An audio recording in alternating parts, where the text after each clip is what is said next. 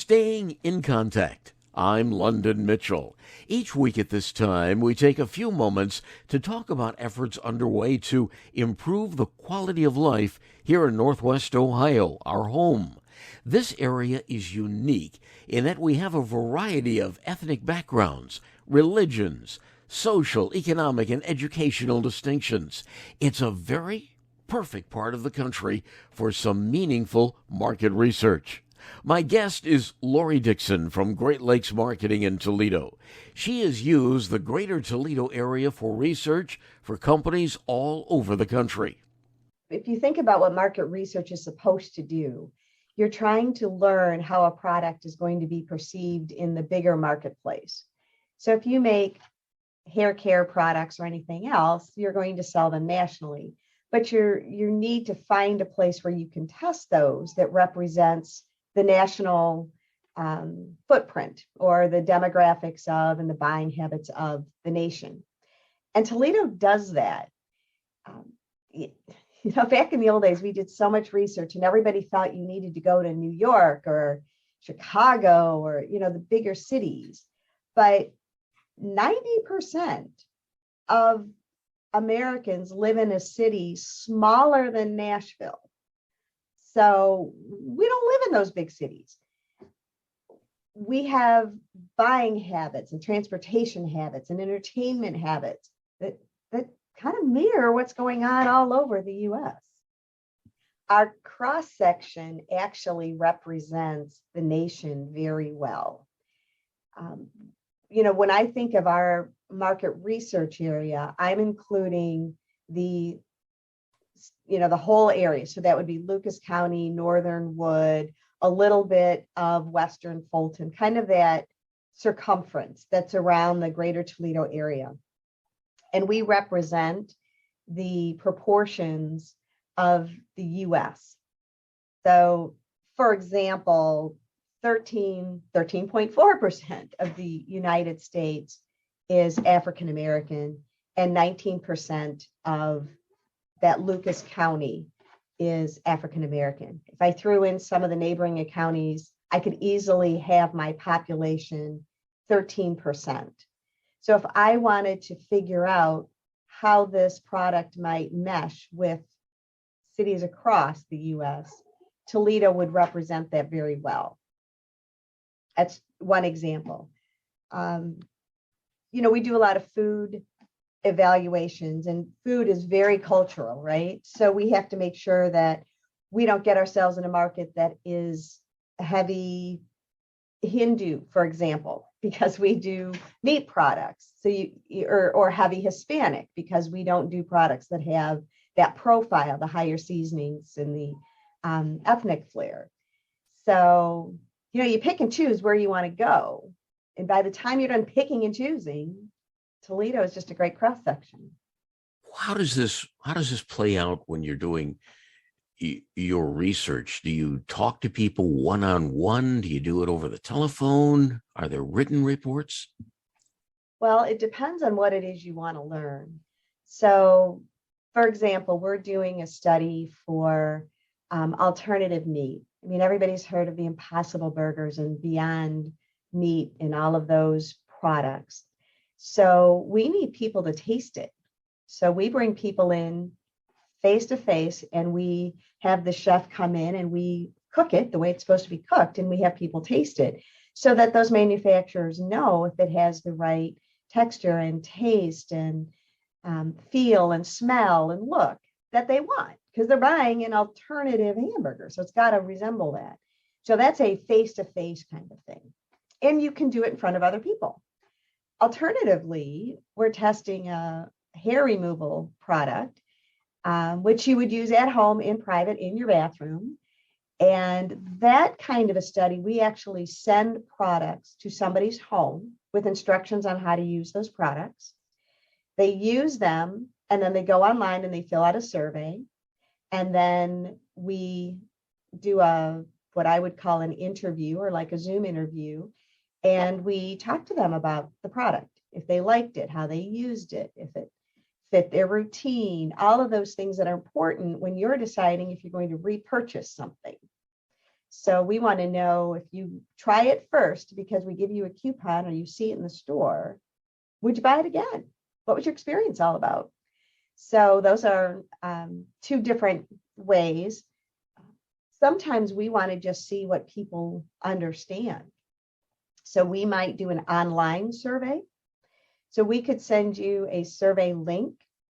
You use your laptop, desktop, whatever, and you launch a survey and you answer questions. And the questions might be, watch this commercial and we want to know what you thought. Does it make you want to buy the product? Does it make you feel like it's a good value? Whatever the message was, how does it make you feel? We don't do very much by phone anymore. I think the latest statistic is that about 40% of the US households have a landline.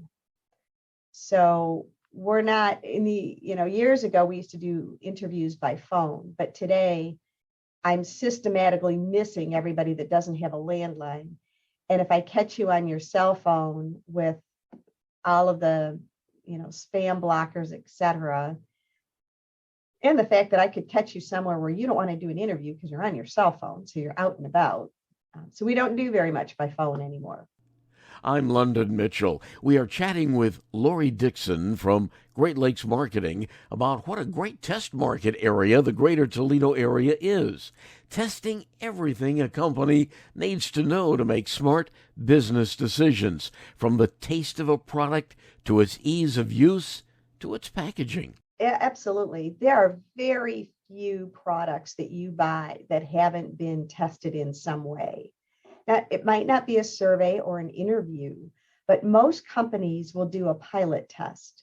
So all of the fast food restaurants across the United States, the regional ones and the national ones, if they come up with a new product, they're never going to launch it nationally. They will pick a couple of test markets, Toledo often being one, and they'll put it on the menu and they'll promote it. And they'll have an advertising budget that they think is similar to what would happen across the nation. And they'll see if it sells. And they'll see if it sells at the right pace. They'll see if it displaces other products on the menu or it creates new people coming in the store. So they'll measure and evaluate all of those things. And then they will decide at that point if it goes national or regional. But, there's very, very few things that they don't dip their toe in the water one way or another before making the big expenditure. How do you find the individuals to participate in your research? Again, it depends on the kind of research, but if in fact it's a restaurant and they want to figure out what's happening if they add this new menu item, we might actually go stand in that restaurant and catch somebody walking into the restaurant. If it is something on a more national scale, we have a panel that we can pull people from our panel. It's called the Ask Toledo panel. And Toledoans have gone online, they've signed up. And then when we need to do a survey, we look at that panel and select people and invite them to do the research. Either we call them and say, come on in, or we send them an email and ask them to tell us a little bit more about their behaviors and see if they are relevant for the product. And we bring them in to do the surveys, or we send them a survey by email, something along those lines. Is this a closed panel, or can anybody join in or volunteer? Anybody. And the more the merrier, really, because we don't want to have somebody do too many surveys in a year because we don't want to infringe. But everybody is welcome to complete the profile, and then we send you surveys that relate to your profile. The only thing we ask is that you take it very seriously, because companies are banking on these answers to be truthful and reflective of their true behavior. So we want people to be honest and participate. And for that honesty and participation, we do pay. So you could earn a couple $100 if you test a product in your home. You could earn $75 if you come in and eat a hamburger and tell us what you think. But we do pay for your time. How does somebody fill out that profile? You go on to asktoledo.com and it takes you to a little profile page and you just fill it out. And then we contact you. And the profile would ask for things like age, sex, income levels, gender, income, children in your household. We're doing, ice cream novelties. We want households with children. Just probably 10 questions. It's really important for people to understand is when you give us that information, strictly confidential, we don't care that it was London Mitchell who did whatever. What we care about is a male in your age group with however many children or grandchildren you have. That's all we care about. So we have this consumer profile, and this is how that consumer behaves. That way we can tell a company, hey, when you market this, you really need to target this demographic profile because they are the most likely to want your product. So you're really anonymous. You're absolutely anonymous, and the data about you personally are never associated with the answers. That's not why the research is being done. You talk about the research for businesses wanting to make good business decisions. Do you also work with political candidates?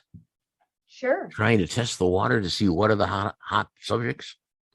Yeah, right. With the elections coming up and with all the TV commercials and the debates and everything, I can promise you, because I know for sure, but, all of those topics are tested. So they want to know if people in this community that I'm going to go give this speech at, are they concerned about the economy? Are they concerned about safety? Are they concerned about gun laws? What are they concerned about? Because I'm going to make sure that I talk about those things that are relevant. And you've only got a handful of minutes to catch somebody's attention. So you better know what matters to them very early on. So they definitely will ask those kinds of questions. Lori Dixon is the president of Great Lakes Marketing and discussing with us how the greater Toledo area is a great test market. I asked her if she's ever encountered some real surprise results in her research and surveys. I think what's always surprising is when we do ads and we're testing to see what people understand. Everybody's own perception really taints how they hear information. So people will write an ad, it will be produced. Everybody in the company will look at it. The ad agency will look at it and they'll say, we clearly make the point that it's a free service, or we clearly make the point that we pay the first $2,500 and then you pay after that. And then we show the ad slowly. And we tell people, watch the ad. And they get all over the map what they think they just saw. And to me, that's the most important thing about research, is that when you write something or design something, you're so close to it. It's inconceivable that someone cannot understand the story you're telling in your advertising. But you have to step back because everybody has this filter that they see things through. And you need to understand that filter of your target market. And I would imagine that's why it's important maybe to ask the question from two different perspectives, and not to tell a story out of school, but I remember when I was planning a levy campaign for a human services agency, the question was, do you think public dollars should be spent to provide assistance for children born with disabilities? Overwhelmingly, everybody said, yeah. But when what I might call the control question was asked, should services or should the public dollars be spent for services to children born with fetal alcohol syndrome, the numbers of positive responses went way down. indicating that we have a community here that is pretty much not in support of people who drink and cause problems because of their alcohol consumption. I mean, that's the what I drew from that. Absolutely.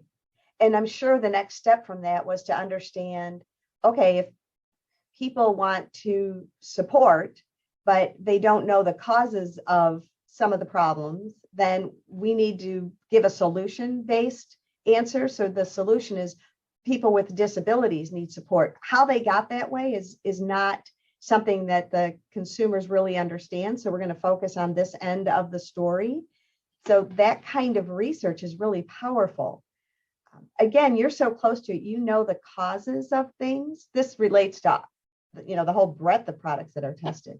But you have to understand what the consumer understands and what the consumer wants to do. I mean, if we go back to any of the products that I've tested, companies now don't tell you, how the sausage is made. They tell you the benefit. And that's all we really as consumers want, is that benefit. So to your example, I do want to support children, period. I want to support children who have been given a bad start. And I want to do that. And that makes me feel good. It makes me feel like I'm doing my part. Thinking. Once again, Lori, how does somebody fill out that profile? How do they get to that profile so they can be part of your Ask Toledo panel? Literally, just launch your browser, type in asktoledo.com, one word, asktoledo.com, and it launches a very short profile page. And you fill it out, and you get an email that says, thanks for filling it out. We'll be in touch. AskToledo.com. Lori Dixon is with Great Lakes Marketing in Toledo. I'm London Mitchell, inviting you to join us at the same time next week when we will again be staying in contact. In the meantime, please send me your suggestions and comments through my website, londonmitchell.news.